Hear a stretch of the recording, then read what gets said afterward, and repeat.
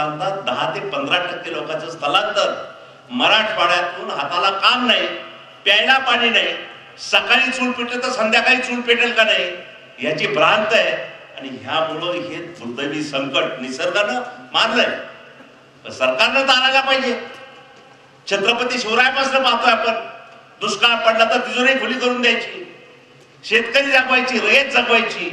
ही भूमिका आपण इतिहास काळापासून पाहतो. आपल्याही सरकारनं केली. पवार साहेब देशाचे कृषी मंत्री असताना 71,000 कोटी रुपये एकदम माफ केले देशाचे. तसं सरकार मोहम्मद तुगलकी सरकार आहे. म्हणजे निर्णय घेतला छावण्या सुरू करायचा आणि एकदम निर्णय घेतला छावण्या बंद करायचा. नाही म्हणजे आता खूप चारा झाला, पेरा खूप झालाय, खूप धान्य निघालंय, कडबा निघालाय, बाटकं निघाले आणि आता 2 महिने फिकीर नाही काही, 2-3 महिने आता बंद करू छावण्या. लगेच निर्णय जाहीर करून टाकला. दबाव आला लोकांचा, पुन्हा निर्णय बदलला. ते वास्तव जमिनीवरचं माहिती नाही, अडचण जमिनीवरचं काय, त्रास जमिनीवरचा काय, लोकांना काय पाहिजे लोकांच्या मनात नाही. लोक आत्महत्या करतायत एवढ्या मोठ्या संख्येनं, हजाराच्या वर आत्महत्या नुसत्या आपल्या मराठवाड्यात झाल्या त्या 11 महिन्यात.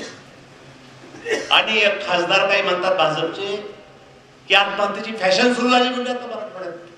बघा ना, कमाल आहे. म्हणलं तुम्ही एकदा फॅशन परेड या ना. फॅशन सुरू झाली तर फॅशन परेड मध्ये एकदा सामील व्हा.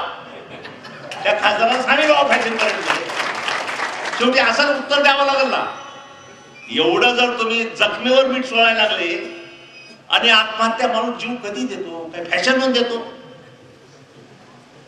म्हणजे काय बोलावं याचं तारतम्य त्यांना नाही.